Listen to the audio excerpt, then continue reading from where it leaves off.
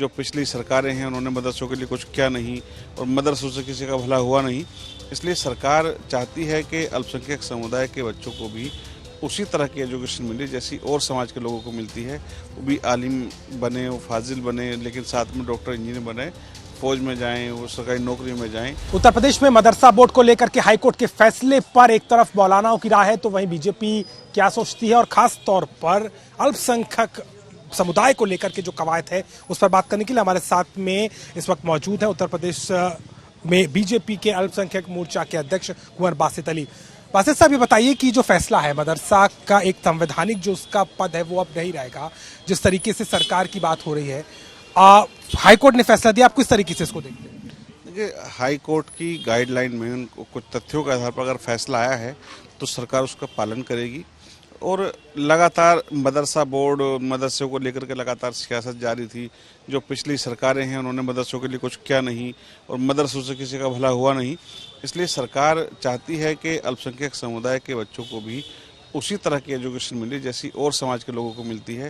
वो भी आलिम बने, वो फाजिल बने, लेकिन साथ में डॉक्टर इंजीनियर बने, फौज में जाएं, वो सरकारी नौकरी में जाएं और जो सुप्रीम कोर्ट ने आदेश दिया है सरकार उसका पालन करेगी। हाईकोर्ट का कहना है कि धर्मनिरपेक्षता का उल्लंघन है, लेकिन दूसरी तरफ जो मौलाना है, जो स्टेक होल्डर्स हैं, वो ये कह रहे हैं कि केवल दीनी तालीम ही नहीं दी जाती, मॉडर्न एजुकेशन भी दी जा रही है। सरकार ने तो दावे भी किए थे कंप्यूटर शिक्षा की, तो ऐसे में इसको बदलने की क्यों जरूरत है?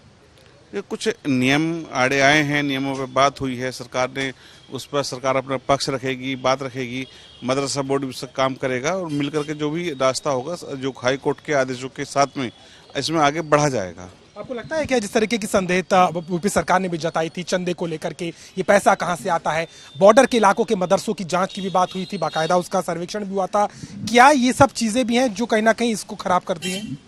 देखिए, लगातार गलत कारणों से ज़्यादा चर्चा में रहा और आज उस पर सुप्रीम कोर्ट और हाई कोर्ट और सारे तमाम जगहों पे आप लोगों को आज़ादी है कि जाकर के अपनी बात रखिए, लेकिन सरकार के सामने पक्ष रखना चाहिए था। लगातार 2 साल से इसकी जांच और तथ्य और एक फॉर्मेलिटी भी दी गई थी, कहा भी गया था अधिकारियों से मिली, ये जांच चल रही थी, लेकिन लोग सहयोग नहीं कर रहे थे।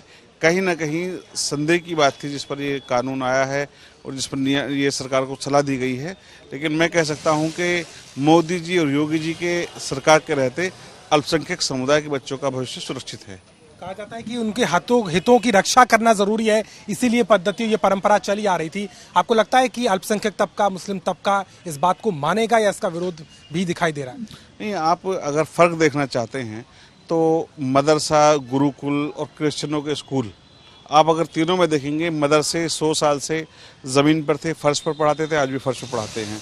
वहीं अगर आप क्रिश्चियनिटी के स्कूल हैं उनमें सिफारिशों का एक दौर चलता है, तब भी एडमिशन नहीं होते हैं। गुरुकुल हैं वो कहीं आगे निकले हैं, सरस्वती शिशु मंदिर है उन्होंने अपने आप को बहुत आगे लेकर के गए हैं। तो मदरसा पीछे छूट गया और मदरसा समय के साथ नहीं चल पाया है, इसकी एक बड़ी वजह ये भी है। साफ तौर पर पूरे मुद्दे को लेकर के सियासत तेज हो गई है और खास तौर पर मदरसाओं को उत्तर प्रदेश में बोर्ड को लेकर के जिस तरीके से हाई कोर्ट ने कहा कि धर्मनिरपेक्षता के परे है, कहीं ना कहीं इसको लेकर के दोनों तरफ से राय आ रही है। लेकिन देखने वाली बात है कि आखिर मदरसों का भविष्य उत्तर प्रदेश में क्या होता है।